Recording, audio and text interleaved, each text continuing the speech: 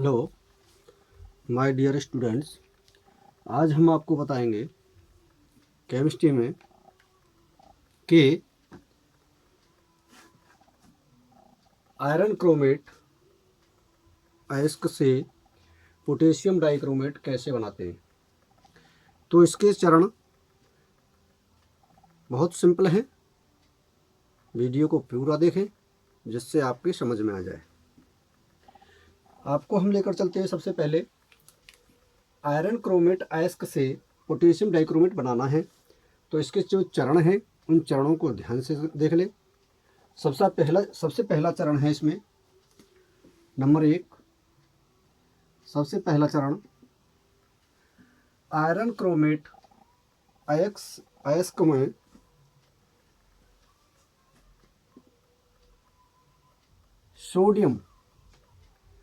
Sodium hydroxide की यदि क्रिया करा दें या जलीय विलयन में सोडियम हाइड्रोक्साइड की क्रिया करा दें तो आपको आगे दूसरा चरण प्राप्त हो जाता है। जैसा कि आपको हम कह सकते हैं कि सोडियम क्रोमेट का विरचन करना। सोडियम क्रोमेट का विरचन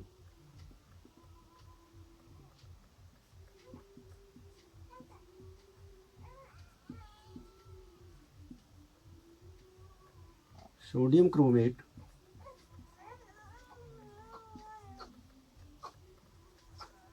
का विरचन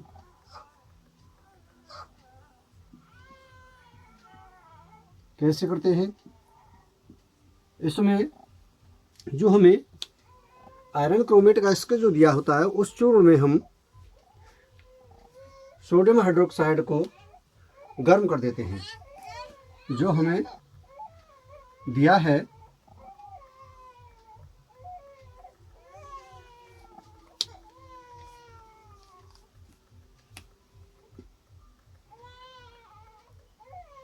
FeCr2O4, इसके साथ में हम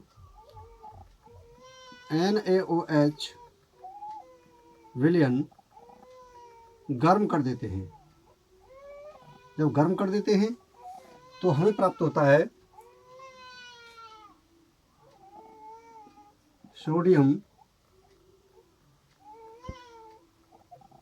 Na2CrO4 और प्राप्त होगा यहाँ से Na2CrO4 ये प्राप्त हो गया। यहाँ से Fe और O मिलकर के Fe2O3 और जब हम गर्म करते हैं किसी वस्तु को तो उसमें भाप निकलती है और भाप के साथ में जल उठता है, जल निकलता है H2O। इसको हम संतुलित कर लेंगे तो Fe कितना है हमारे पास 2 है, Na कितना है हमारे पास 2 है। तब इनको संतुलित जब करेंगे तो देखिए यहाँ 1 है, यहाँ 2 है, परंतु यहाँ Cr2 है, Cr1 है, O4 है, O4 है, O3 ये रहा, 1 ये रहा, 4 हो गया। तो 4 और 4 8 और ये 2 Na है तो 8 दूनी 16। यहाँ से 16 का गुणा कर दो। Na कितना हो गया 8 Na 16 Na हो गया। तो हमें Na कंप्लीट करने के लिए यहाँ पर 8 की गुणा करनी है। Na कंप्लीट करने के लिए 8 की गुणा करनी है, ध्यान रखेंगे। अब इसको Fe को संतुलित करने के लिए और सबसे पहले हम H2O को संतुलित करते हैं तो OH कितने हैं हमारे 16, यहाँ पर H कितना है 2, 8 के गुणा कर दो, ठीक है ना। अब हम क्या रह गया इसमें Fe रह गया। Fe को जब संतुलित करेंगे तो यहाँ 4 का गुणा कर देंगे और यहाँ 2 का गुणा कर देंगे क्योंकि हमारा O भी संतुलित होना चाहिए, ठीक है ना। लेकिन कैसे 16 O ये रहे, 2 O ये रहे और 2 16 2 18 18 और 4 चौक 16, 18 और 16, ठीक है। 18 और 16 34, और ये देखो 4 8 32, 32 और 8 40, और 3 9 6, 40 6 46, और ये रहा ओ। इस ओ में देखिए गुणा कर दो, कितने का गुणा कर देंगे, ठीक है ना।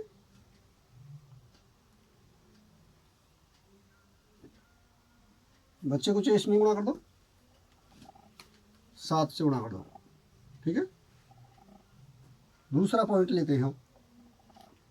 दूसरा पॉइंट देखिए, हमें जो मुख्य यौगिक जो प्राप्त हुआ, जिससे जिससे हमें आगे क्रिया करनी है, वो ये सोडियम क्रोमेट प्राप्त हुआ। सोडियम क्रोमेट का वर्णन करना, सोडियम क्रोमेट प्राप्त हो गया। अब हम इसमें क्या करते हैं कि सोडियम क्रोमेट में हम सल्फ्यूरिक अम्ल की क्रिया कराते हैं। अर्थात सल्फ्यूरिक जब अम्ल की क्रिया कराएंगे तो सोडियम क्रोमेट से सोडियम डाइक्रोमेट प्राप्त होगा हमें।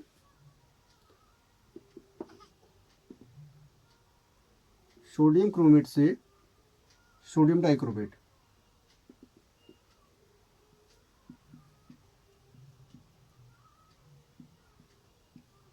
सोडियम क्रोमेट से सोडियम डाइक्रोमेट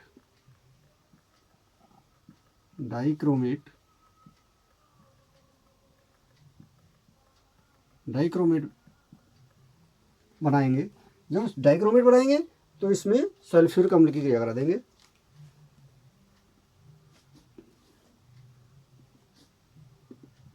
Na2CrO4 से H2SO4 की क्रिया कराने पर देखिए क्रिया करा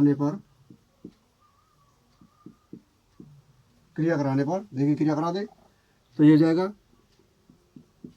Na2CO3 CrO4 इसमें H2SO4 की क्रिया करा दे तो हमें प्राप्त होगा Na2Cr2O7 प्लस, देखिए यहाँ से सल्फेट क्रिया करेगा। सल्फेट किसके साथ में क्रिया कर देगा, यहाँ Na के साथ में, Na2SO4। जब हमारे पास H है, O है, तो हमें जल भी प्राप्त होगा, H2O। इसको संतुलित कर लेंगे। Na कितना है हमारा, 4 बार, 4 Na है, यहाँ 2 की गुणा कर दें, Na बराबर हो गया। अब क्या रह गया, कुछ रह गया, देखिए संतुलित कर ले, गिन ले, संतुष्टि पूरी कर ले। 4 दूनी 8 और 4, 8 और 4 12, 7 और 4 11 और 1 12, वो पूरा हो गया। Na पहले ही से ही पूरा कर दिया है हमने। Cr 2 Cr ये रहा और 2 Cr ये रहा, कंप्लीट। H हमारा 2 है, H हमारा 2 है, ठीक है। तीसरा पॉइंट लेकर चलते हैं इसी के साथ में। तीसरा पॉइंट ये होता है कि जो हमें विलयन प्राप्त हो रहा है, उसी विलयन से हम क्रिया करेंगे। तो इससे क्रिया करेंगे सोडियम डाइक्रोमेट से पोटेशियम डाइक्रोमेट बनाना है। तो देखिए सोडियम डाइक्रोमेट से Na2Cr2O7 से पोटेशियम डाइक्रोमेट बनाना, K2Cr2O7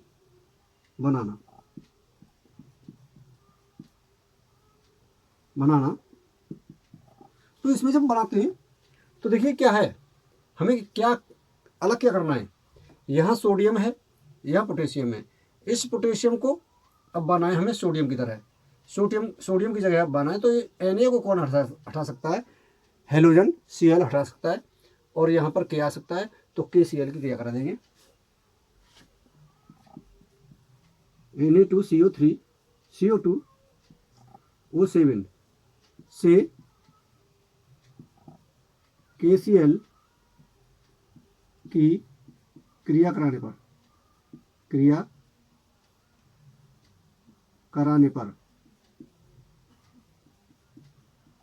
जब हम क्रिया कराएंगे तो ये बन जाएगा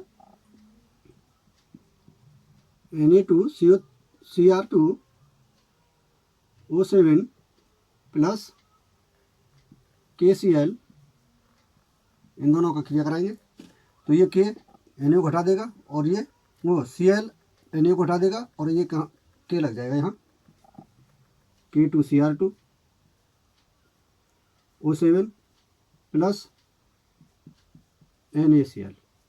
ठीक, K कितना है? 2, यहाँ K कितना है? 1, 2 की गुणा कर दो। Cl कितना हो गया? 2, Cl में 2 की गुणा कर दो। यहाँ Na कितना है? 2, Na कितना है? 2, कंप्लीट हो गया। ये हमें प्राप्त हो गया, ये प्राप्त हो गया। ठीक है, ये हमें जो प्राप्त करना था वो हमें ये प्राप्त हो गया, ये वाला प्राप्त हुआ, इसको हमें प्राप्त करना था। ठीक है, किससे प्राप्त करना था? इससे प्राप्त करना था आयरन क्रोमेट अयस्क से, आयरन क्रोमेट अयस्क से इससे प्राप्त करना था। ठीक है ना, तो इससे प्राप्त करने के ये 3 चरण होते हैं। इसी में प्रश्न में एक शब्द और दिया है, अगर हम विलयन का पीएच मान बढ़ा दें, अगर विलयन का पीएच मान बढ़ा दें तो इस पर क्या प्रभाव पड़ेगा? देखिए, प्रभाव पड़ेगा यदि विलयन का पीएच मान बढ़ाया जाए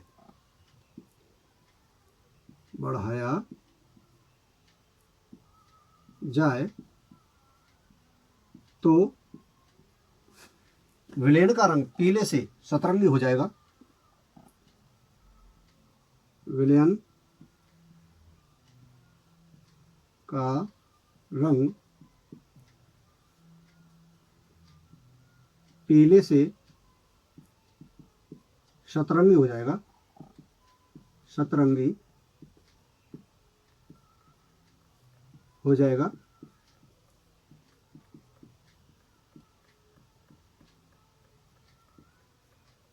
उसके लिए देखिए क्या है, जो क्रोमेट था हमारा, क्रोमेट CrO4, इससे हम क्रिया कराएंगे।